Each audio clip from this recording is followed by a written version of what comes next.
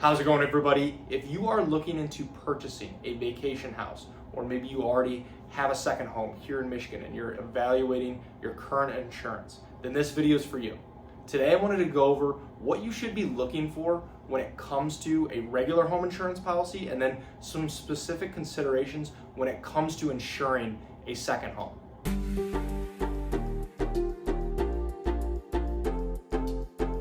Thank you for stopping by. My name is Brian. I'm an independent insurance agent based here in the state of Michigan, Metro Detroit specifically, and I work with businesses on their commercial insurance programs, as well as helping families and individuals with their personal insurance, their home, their auto insurance as well. My goal with this channel is to pass on a little bit of educational information to you so that you can make more informed decisions around your insurance, and then overall help answer any questions that you might have.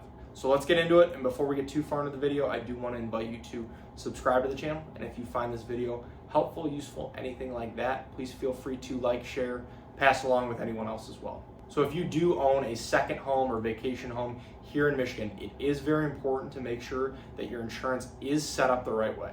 One of the first things is to make sure the insurance company knows that this property is a secondary or seasonal home, and that it is not your primary residence. And although this might seem like a minor detail, this can impact the underwriting and the pricing. But more importantly, if it is classified incorrectly and you have a claim, you could run into potential coverage issues. So it's very important to make sure that it is listed out correctly on the policy.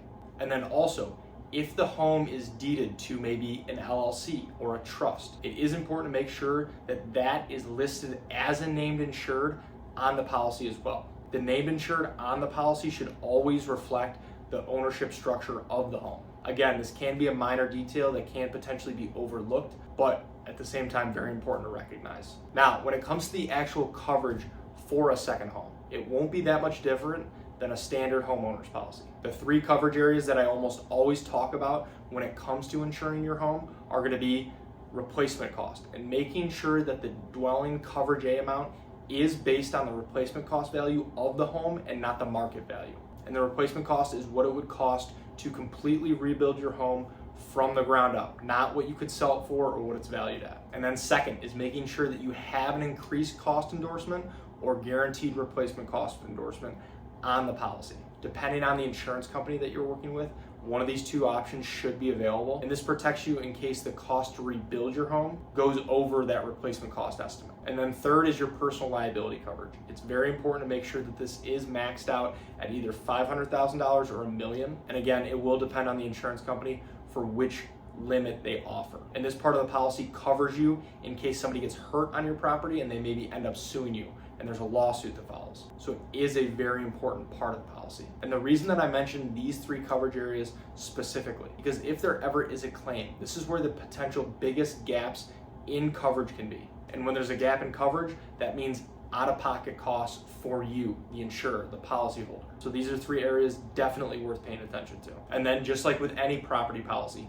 there are other optional coverages that are always worth considering. Ordinance or law coverage can be very important, especially if you have an older home.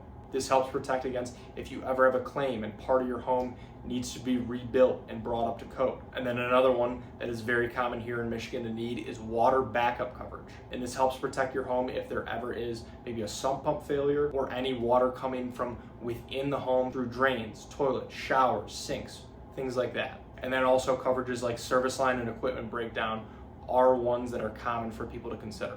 And I also do want to mention that when you do have two residences, technically your liability exposures will increase. So this is why I almost always recommend looking into an umbrella policy if you don't already have one in place. This gives you extra liability coverage on top of your existing policies, and this would sit over both homes, any cars, RVs, boats, so that if there ever is a serious accident or a serious injury at a property or in an auto accident, and the underlying limit on one of these policies gets exhausted in a claim situation, this is where an umbrella policy would step in to help provide coverage. So depending on your situation, it is definitely worth considering. And then the last thing that I want to mention is if you are planning on doing any short-term rentals for the home, whether it's on Airbnb or VRBO, it is important to make sure that your insurance agent and the insurance company knows this, because many standard home insurance policies will exclude exposures around short-term rental use. So it is important to be upfront about this when you are getting your coverage in place, because oftentimes you will either need maybe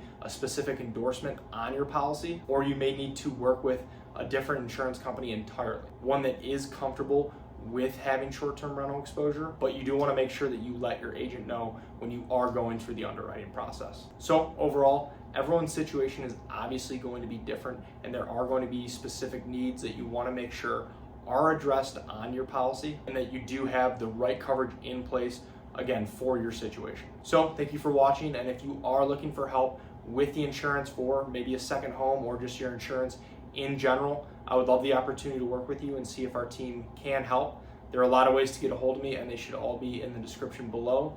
Please feel free to text, call, email, fill out a contact form, whatever is easiest. And if you have any other questions about insurance, please feel free to either reach out directly or leave them in the comments below. I would love to help answer those as well. So thank you again.